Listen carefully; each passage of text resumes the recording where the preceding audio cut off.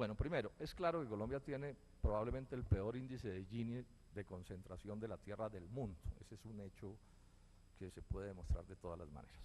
Segundo, yo pienso que cualquier demócrata siempre tendrá que estar de acuerdo con que a algún compatriota, a un campesino desplazado o a un campesino se le dé una parcela. Eso creo que está por fuera de toda discusión en un ambiente como estos.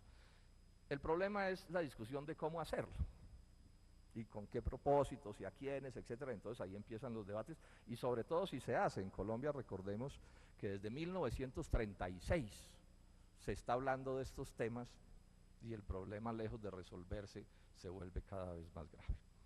Con respecto a lo que este gobierno, el doctor Juan Manuel Santos está planteando, voy a hacer dos o tres comentarios breves.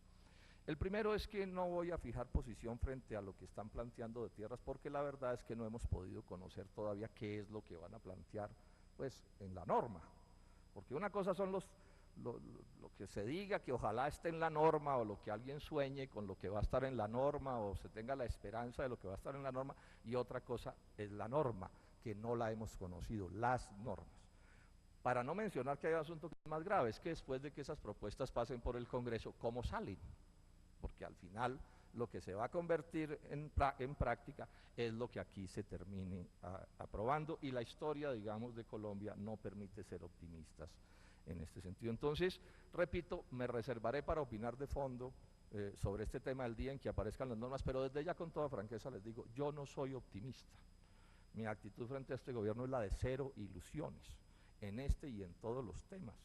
Y en este particularmente porque me cuesta trabajo, me es imposible olvidarme de que el doctor Juan Manuel Santos fue compañero de gabinete del doctor Andrés Felipe Arias y fue ministro de Álvaro Uribe. Entonces, esos son hechos que están ahí que yo pues no puedo dejar de observar. Además, porque ya miramos en la Comisión Quinta el presupuesto del Ministerio de Agricultura para el año entrante y va a ser o inferior al de este año o igual.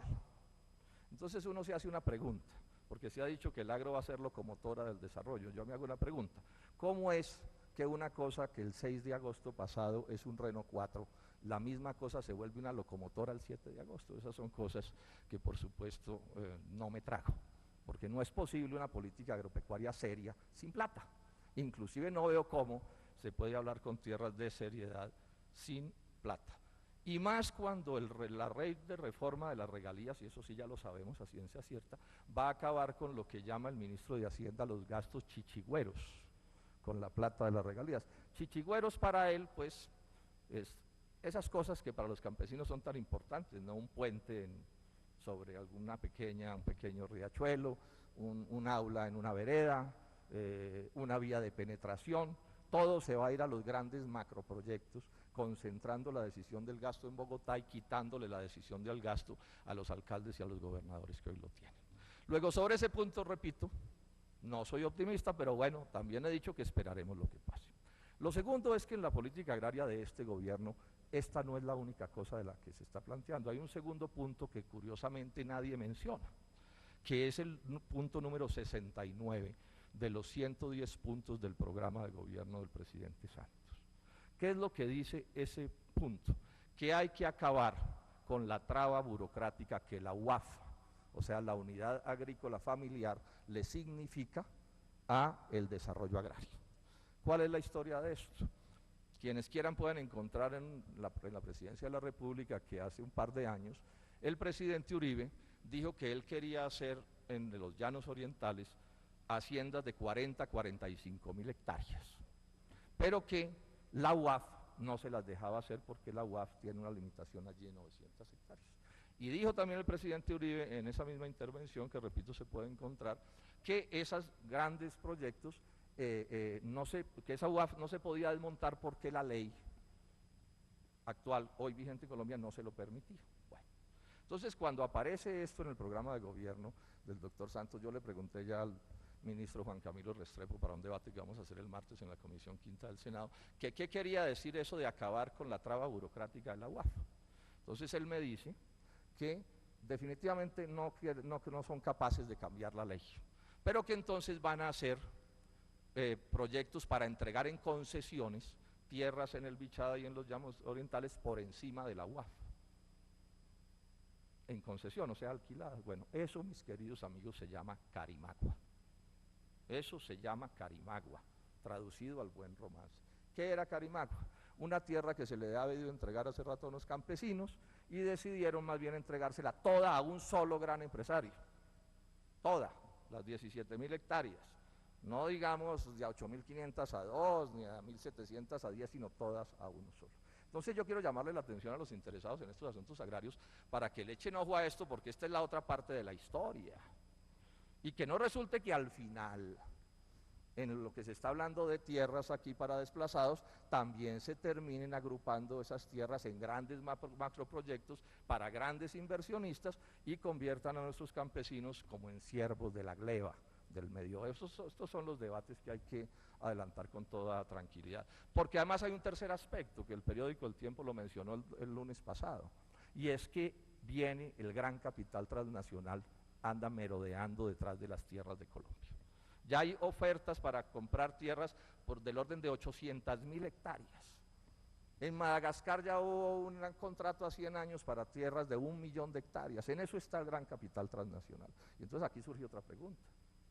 ¿Colombia va a aceptar que sus tierras, o una porción inmensa de sus tierras, terminen en manos del capital extranjero? ¿Cómo afecta eso la soberanía nacional? ¿Y cómo afecta eso el precio de la tierra en Colombia? Uno de los grandes obstáculos para producir en Colombia en el sector agrícola y pecuario es el altísimo precio del suelo, que hace que prácticamente ningún negocio lícito sea rentable. Entonces, frente al tema de la tierra, simplemente doy estas informaciones y dejo, digamos, la cosa planteada así. El otro aspecto, o el que se me pidió que mencionara, es el caso del Tratado de Libre Comercio, y lo enfoco de esta manera. La tierra es una condición necesaria para la producción agrícola, salvo cosas experimentales, que alguien en un balcón siembre pues un tomate. Lo cierto es que sin tierra no hay producción agropecuaria. Esa es una condición necesaria, pero no es suficiente. O sea, yo puedo tener tierra y no tener cómo desarrollar la tierra. Hoy en Colombia hay 6 millones de hectáreas de calidad agrícola, subutilizadas, porque la política agropecuaria de este país, no de ahora, sino desde hace años, es una política agropecuaria que no permite que la producción agropecuaria florezca. Les cuento este cuento que lo voy a seguir contando muchas veces en estos próximos 4 años. Antes de yo llegar al Senado, cuando era dirigente de la Asociación Nacional por la Salvación Agropecuaria, en una reunión en Ibagué, hablando de estos temas y hablando del problema de las importaciones agrícolas, pidió la palabra un líder indígena de la zona de Collaima. Y este indígena, con la sabiduría que les es propia, dice: quiero dejarles claros, compañeros, que los indígenas no comemos, no somos lombrices. No somos lombrices, y agregó: no comemos tierra. No comemos tierra. Y nos explicó cómo algunos de ellos, que tienen un déficit de tierras inmenso, algunas parcelitas tenían, pero que se estaban muriendo de hambre porque antes sembraban algodón y ya no se podía porque lo importaban. Antes sembraban sorgo y ya no podían porque lo importaban. Antes sembraban maíz y ya no podían porque lo importaban. Y estaban casi que convirtiéndolos en lombrices, y ellos, por toda razón, se oponían a convertirse pues en esa especie de bichos. Lo señalo porque el debate del libre comercio es este. El debate del libre comercio al final es este. ¿Qué es el libre comercio? En resumen, el libre comercio consiste en dejarnos con la tierra y dedicarnos a importar los bienes que podríamos producir en el territorio nacional. Esa es la triste historia, ahí están las cifras. Colombia importaba una cantidad relativamente pequeña de comida en 1990, hemos llegado a importaciones de 10 millones de toneladas, estamos del orden de 8, y eso que con cuentas que son incompletas, porque por ejemplo no se cuentan los alcoholes, que es una forma de importación de bienes agropecuarios. El trigo desapareció de la faz de Colombia prácticamente, la cebada otro tanto, el maíz agoniza, las pérdidas en granos son inmensas, y no han entrado en vigencia los tratados de libre comercio. Y yo aquí quiero recordar que el jefe de Fediarroz, cuando se firmó el TLC con Estados Unidos, dijo que si había TLC con Estados Unidos se acababa el arroz. Los de los cerdos dijeron que se acababan los cerdos. Los de los pollos dijeron que ese era el peor acuerdo que había podido suscribir gobierno alguno. Y así cada sector fue diciendo que les iba súper mal con el Tratado de Libre Comercio con Estados Unidos, cosa que nosotros también en su momento advertimos. No me voy a poner a dar las cifras. Hay datos, por ejemplo, que dice que la palma africana va a sufrir pérdidas inmensas con las importaciones de oleaginosas de Estados Unidos. Y cuando uno mira este periodo que ya es de libre comercio, aun cuando no hayan entrado en vigencia los TLCs, porque el libre comercio entra en operación en el gobierno de César Gaviria, eso es lo que tenemos. Y entonces nos dicen, sí, senador Robledo, pero vamos a invadir al mundo de exportaciones agropecuarias de Colombia. ¡Paja! ¿Qué estamos exportando? El mismo banano que se exporta desde el siglo XIX, el mismo café que se exporta desde el siglo XIX, y lo nuevo son las flores, y se están arruinando porque la revaluación los está arruinando. Porque el libre comercio es con revaluación. O sea, decir que vive el libre comercio pero abajo la revaluación es un absurdo. Van juntas las dos cosas. Entonces, ¿de qué es de lo que estamos hablando?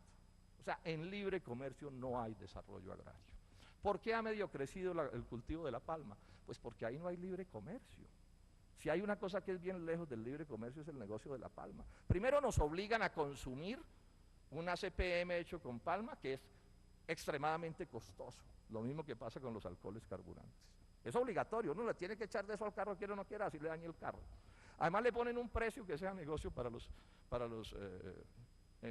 quienes están metidos en ese negocio, y además los llenan de plata, de agroingreso seguro, etcétera, etcétera. Y entonces uno se pregunta, ¿y por qué los restos de sectores del agro no les aplican esos mismos niveles de protección?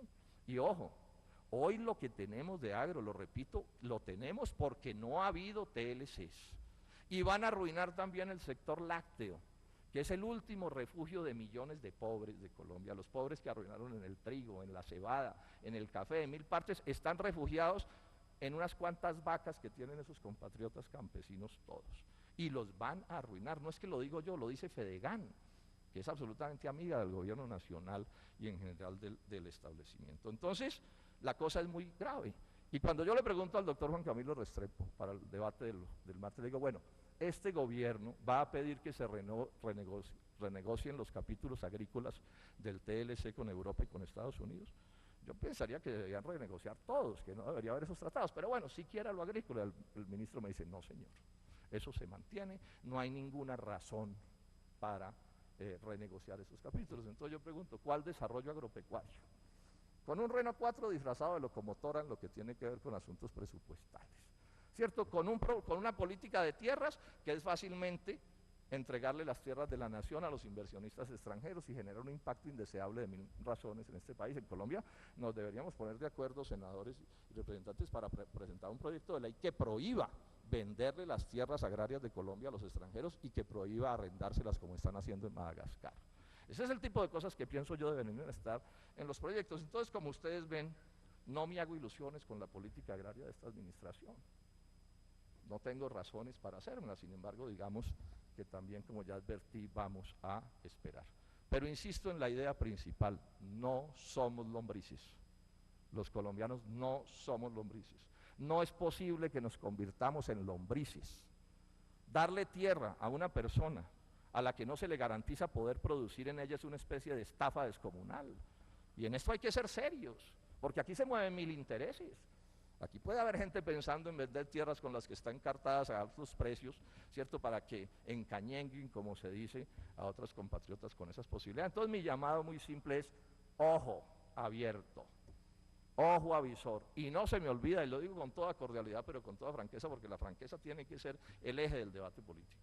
No se me olvida que el doctor Juan Manuel Santos fue compañero de gabinete del doctor Andrés Felipe Arias y nunca lo oímos expresarse contra el modelo Carimagua.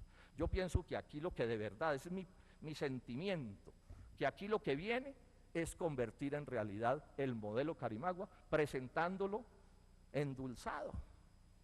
Flechas almibaradas, que se decía la otra vez. Ese es lo que yo creo que viene sucediendo. Esa es además la política del Banco Mundial. El representante de la Cámara, Wilson Arias, lo explicó en un debate aquí en la Cámara con toda claridad. Esa es la política del Banco Mundial. O sea, las tierras y el poder sobre la tierra para el gran capital, para el capital financiero, incluso para el gran capital transnacional, y nuestros campesinos convertidos en peones, en siervos de esos grandes empresarios, pero todo a partir además de llenar a nuestro país, y esto es lo más grave, de llenar a nuestro país de comida extranjera negándole la posibilidad a nuestros campesinos y a nuestros empresarios, porque yo creo que el modelo agrario colombiano debe ser dual, de campesinos e indígenas por un lado y de empresarios, esas importaciones negándoles la posibilidad no solo digamos, de tener una menor desigualdad social en Colombia, que en el campo colombiano es extremadamente aguda, sino sobre todo poder producir riqueza, poder autoabastecernos porque tenemos agua, tierra y gente suficientes para hacerlo,